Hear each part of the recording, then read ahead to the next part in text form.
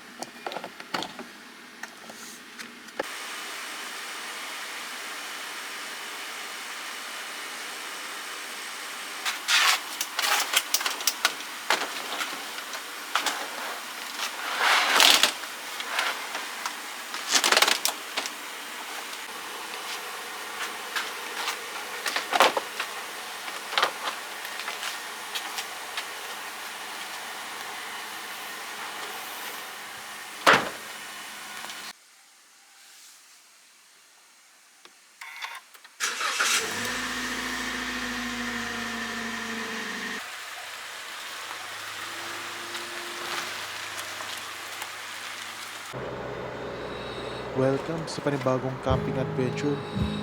Papunta tayo ngayon sa Camp Boa. At sa mga oras na to, ako ay kinakabahan sa coding ng alas 7 ng umaga at baka tayo ay abutin. Mabuti na nga lang at nakatawid tayo ng Marcos Highway sa oras na alas 7 ng umaga. Buzzer beater kung ika nga.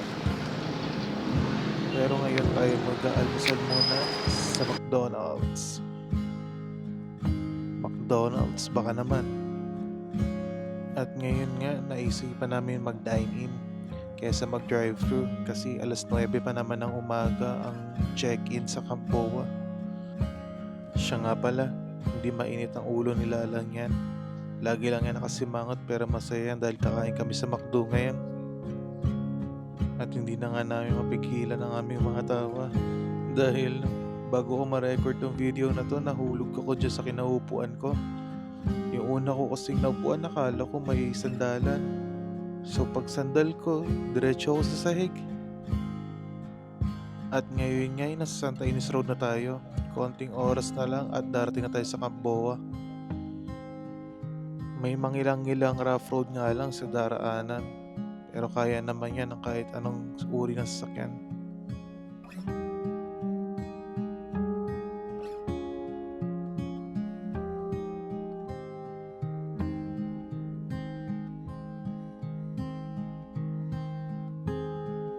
Unang river cross papuntang Camp Boa.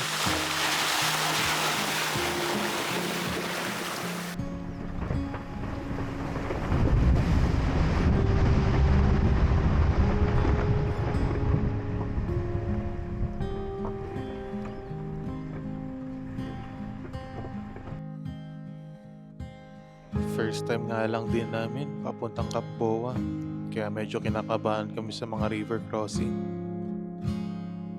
Pero buti na lang at hindi ganon kataasan ng mga ilog ngayon dito. So kayang-kaya ng ating sasakyan.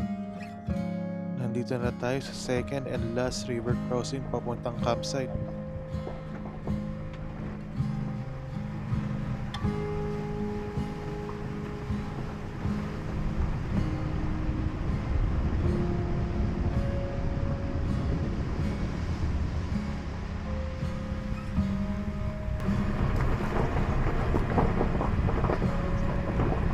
Ito na nga, malapit tayo sa campsite. Pero mali lang kami na pinasok. Dapat dito sa may left side, pero pumasok kami sa may right side. Kaya ayun, medyo atras lang tayo ng konti.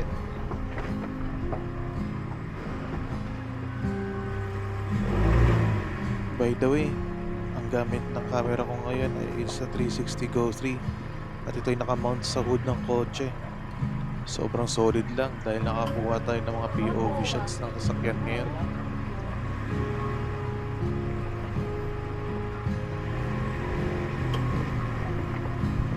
At ito na nga, medyo malapit na tayo sa campsite.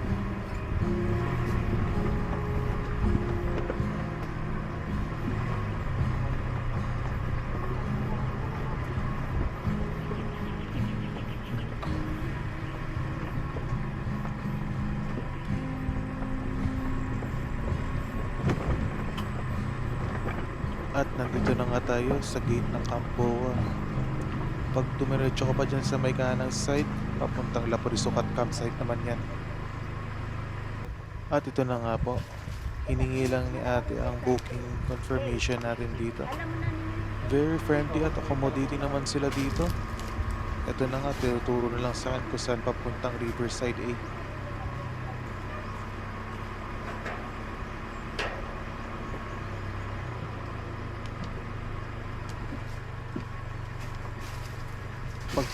Pagpasok pa nga lang ay mapapawaw ko talaga sa ganda dito sa Camp Boa.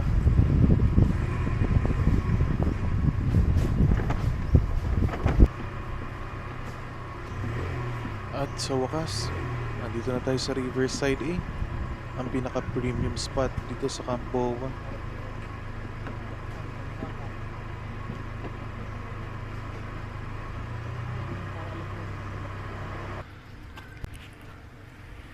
So we're here na po sa Camp Boa. Ayan na po. Dito kami sa Riverside A. Napakaganda ho rito.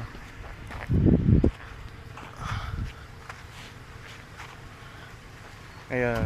So ang plano namin ngayon is mag-set up muna kami ng tent namin. Then mag-prepare na rin for lunch. Ayan sila Lane. Ayan yung Riverside. Ganda. Medyo mababaw lang ngayon. So yun, mag-set up muna kami. Then pahinga muna saglit. Mamaya na lang ulit. Bye.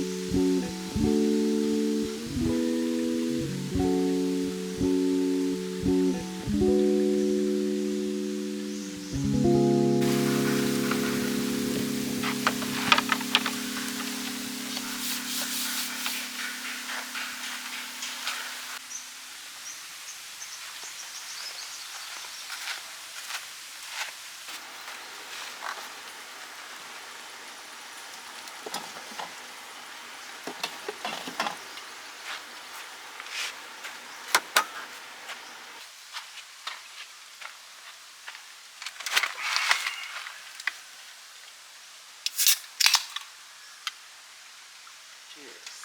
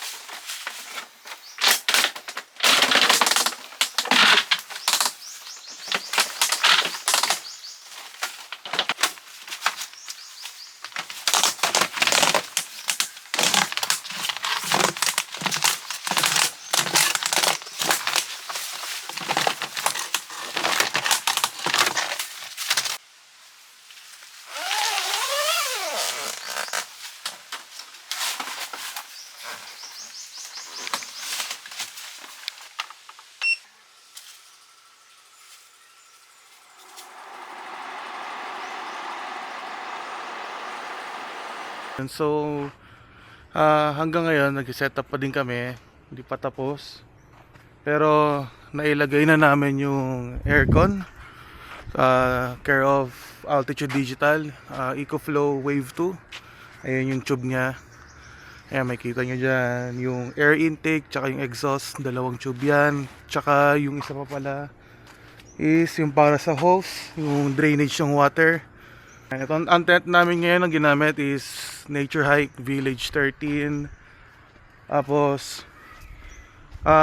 ayun yung kung makikita nyo yung glacier. Ayan, lapitan natin.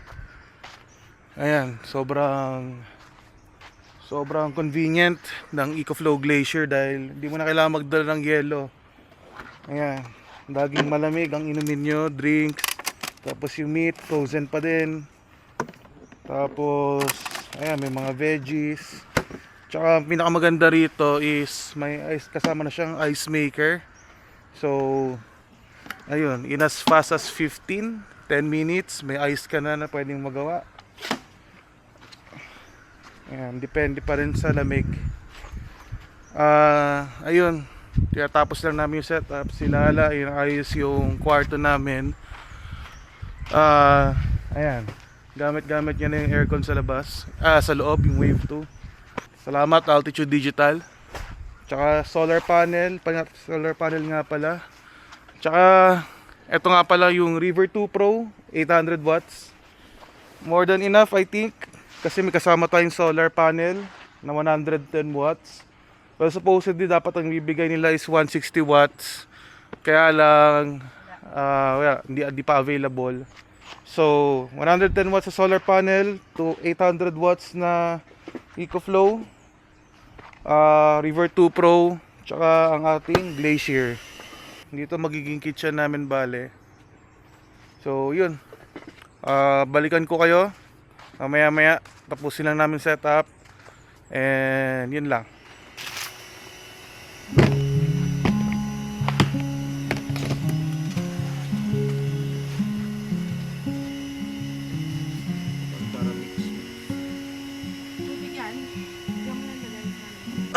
So tapos na kami mag-set up.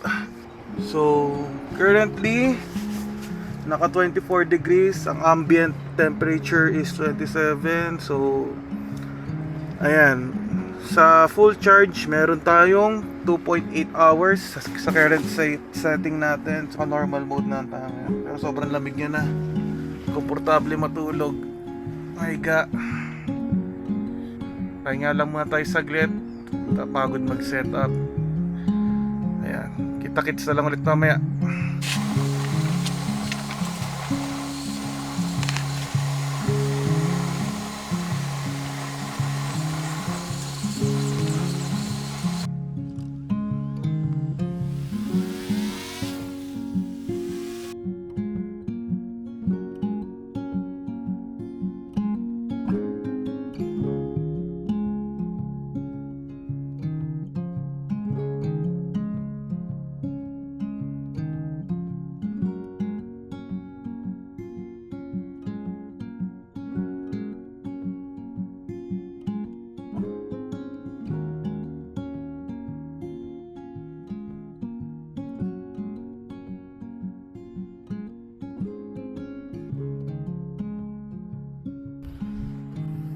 So yun no. Nakapagpahinga na tayo. Medyo kumikulimlim, pero wag naman sana umulan. Di ganun kataasan yung tubig. Sana sabi ko kanina, pero maliligo tayo dyan mamaya. Mamaya ba tayo maliligo dito sa ilog? Yun no. Harap lang namin yung ilog oh. Pakaganda, sobrang linaw. Dito yung setup namin. Ayan, konting campsite tour tayo. Dito camp setup tour. Dito yung ihawan natin. Yan tayo mag-ihaw mamaya kung makapag-ihaw. Ito ang ano namin, setup namin, kitchen table, IGT, care of KZM. Ano ba to? Camp Cafe na. Camp Cafe. Soto, Polaris chair, Black Trade na firebang. You know, napakaganda. Sobrang ganda, sobrang sulit. Sobrang premium. So ito lang yung setup namin. EcoFlow Glacier, River 2 Pro, and 110 watts na EcoFlow na solar panel. Ayan, ito nga pala yung gazebo. So kung nakikita nyo siya sa mga vlogs ng mga nagpupunta dito sa Camp Boba, to, pwedeng tambayan, pwedeng ipasok yung tent nyo dyan kung maliit lang, kung kakasya. Para kung sakaling malakas ang ulan, extra protection din. Ito, may bonfire area dito. Sobrang payapa dito guys. Sobrang tahimik. Kami lang maingay dito. Ayan. Ito pala parang may ihawan area din dito. Ayun may grilling area. Ayun tas merong may uling. May libreng uling. Sakto, wala kaming dalang uling. Nakalimutan namin. Ayan. Lakad-lakad lang konti. Ito, sobrang lapit lang ng CR. Mula dun sa ito yung CR. Tapos dun lang yung setup. Parang mga 2 minutes walk lang yan. Ayan. Dito may hugasan. Isa, dalawang hugasan. Tapos dito pwede maghilamos. Hand wash only. Tapos dito shower area. Yun sarap maligo. Maliligo tayo mamaya. Shower. Tapos CR yan, love? Diyan? Toilet? Yan. Women's toilet. Nasa likod lang ng shower kanina. Ito yung men's toilet. Iwi muna tayo. Nauhaw na. Ay, nauhaw. Nahihina ako. Ito yung CR. May malinis na toilet. May balde. At tabo rin. Pero mayroon ding bidet. Yan. Plus points ang may bidet.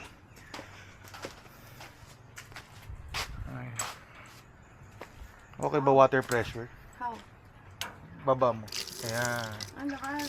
Ayan, malakas-lakas ang water pressure. Sarap maghugas. Ayan, sarap maligo. Ganito yung tubig. Dito Oh. tayo mamaya. Maligo tayo maya-maya. Pahinga lang saglit. Ayan, balik na tayo sa campsite. Tapos mag-prep na rin tayo ng lunch. So magluluto na rin kami, pero gagawa muna ako ice para meron tayong may inom na malamig na tubig. Dumating tayo 9 AM. Sakto. Currently ang charge ng ating EcoFlow Glacier is at 71%. Simula nung tinanggal natin siya sa sasakyan. Ngayon, anong oras na? Time check 12:06, 3 hours. Ayan. From 80% na charge kanina nung tinanggal sa kotse, may 71%. So in 3 hours, 9% lang nabawas. So goods na goods. So sulit na sulit tong EcoFlow Glacier. Ang tingin ko hanggang mamayang gabi pa to, deadbat. Pero yun, kagandahan, meron tayong River 2 Pro. Hindi tayo mauubusan ng baterya. Doon sa ice maker is kaya ng 1.5 liters of water. Tignan natin kung ilang minutes bago makagawa ng ice. Lagyan muna tayo ng water. So ito yung ice maker natin. Gagawin lang, iso-push lang ito. And kusa siya magbubukas. Tapos lagyan lang tayo ng water.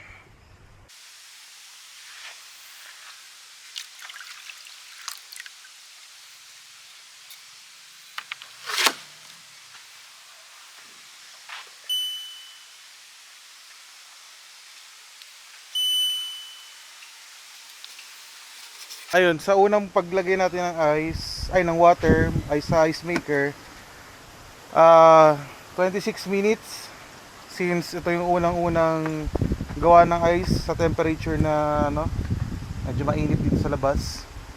More or less mga nasa 10 to 15 minutes na lang yung mga susunod na paggawa na ice, kasi yun yung na-test ko na sa bahay eh. So tingnan natin mamaya kung ilang percent ng battery ang matitira. So ngayon ay nasa 70% siya. 100% pa rin yung ating River 2 Pro. Iko-consume nyo lang yung battery na to sa River 2 Pro kapag medyo low bat na yung sa Glacier. Pero naka-solar pa rin naman tayo, so goods pa din. Mag-ready lang kami ng pagkain namin and babalikan ko kayo later.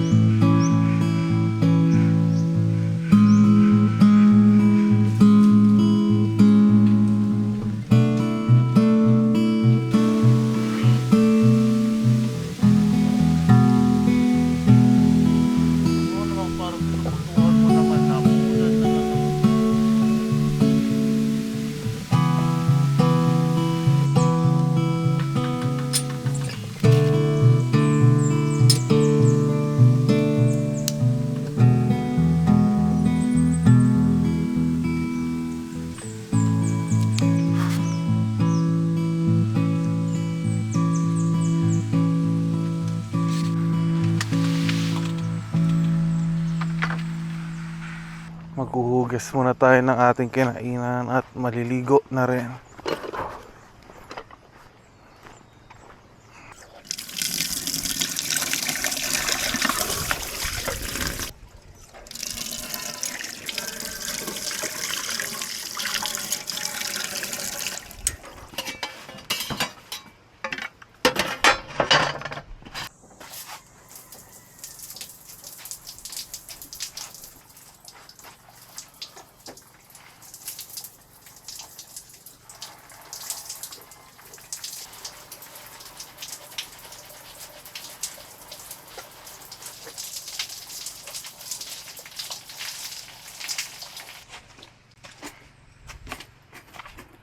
So yun.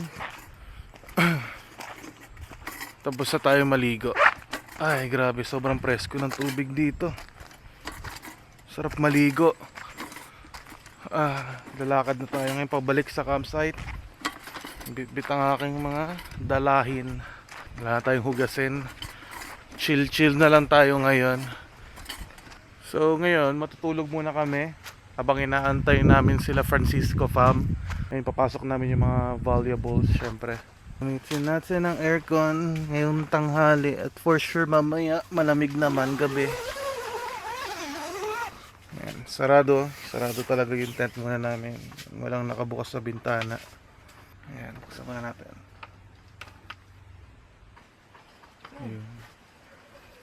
Ayan, so naka-on na siya.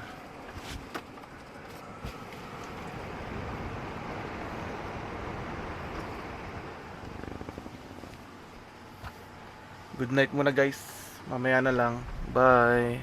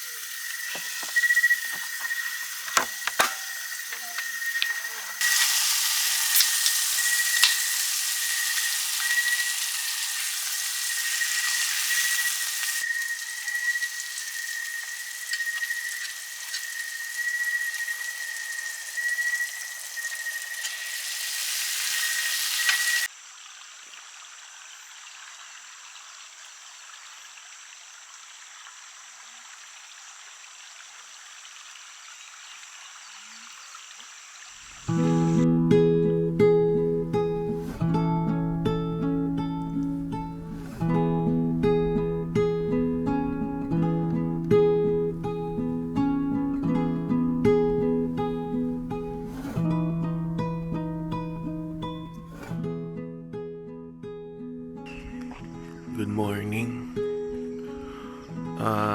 Oras natin yan ay 6 AM ng umaga.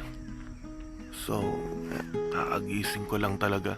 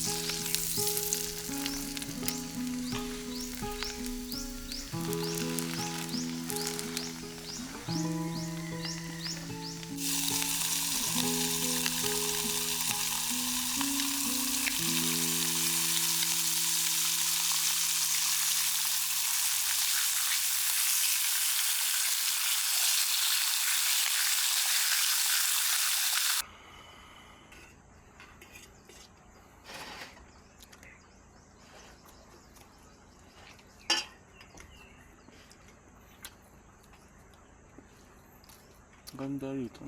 Kahit yung puno mismo, tingnan mo yan. Mm. Ang ganda ng mga sanga niya.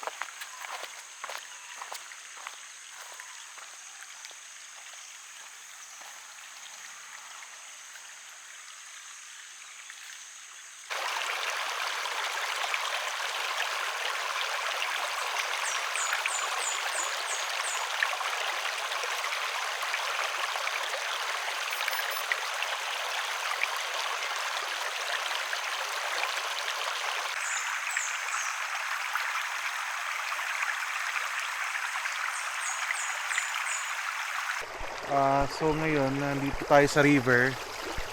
Sinusulit natin yung mga natitirang oras. Gamit kong camera ngayon yung Insta360 Go 3. And wala akong masabi, ang ganda ng quality niya.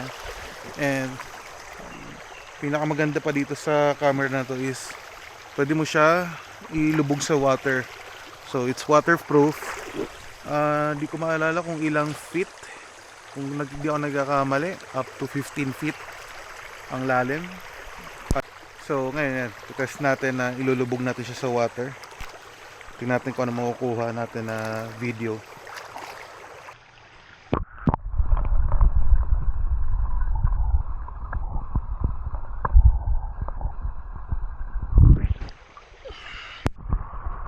Ayun.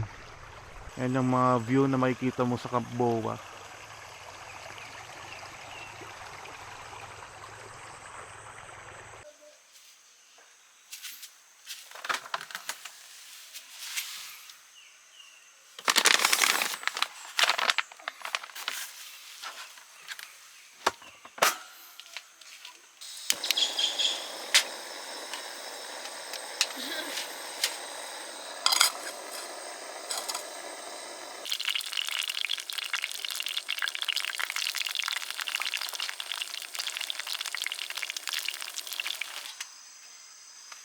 Mainit kanin.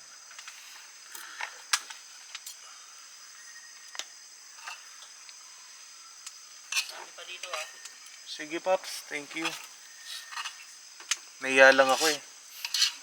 Joke lang.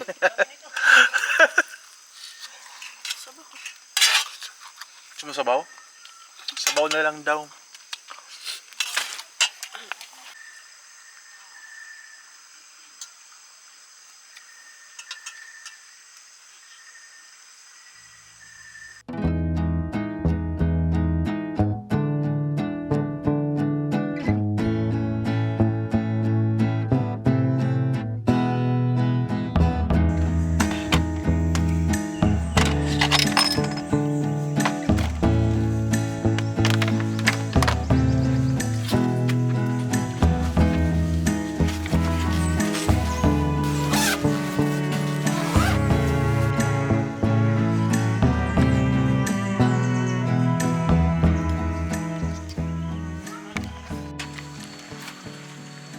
Ayun, so nalobat yung Insta360 Go 3 natin. Yung glacier is at currently 40%. So more than enough na to hanggang sa makauwi kami. Yung River 2 Pro, zero na siya. So wala, hindi na natin siya magagamit today. Pero okay lang kasi pauwi na nga. Yung Wave 2 na aircon, hindi rin namin halos nagamit. Pero nung tanghali, the first day namin, gamit namin siya kasi medyo mainit nung dumating kami. So yun, very convenient din talaga na merong aircon, depende sa panahon. So ayan, yung Wave 2 pala, hindi lang siya basta aircon, meron din siyang heater. So kapag nasa malamig kayo na climate, kung nasa lugar kayo na kagaya ng Baguio, Tabeo, mare-recommend ko siya. And yun lang. Yung solar panel, ayun, so yung kahapon medyo gloomy nga, hindi rin namin na halos nagamit. Pero no first day din, nagamit namin siya kahit paano doon sa glacier natin. So ayun, magbe-breakfast lang kami. Nakap na rin sila Francisco Fam, breakfast lang din. And mamaya na lang ulit. Tingnan natin, update na lang namin kayo. Dito lang din. Oo.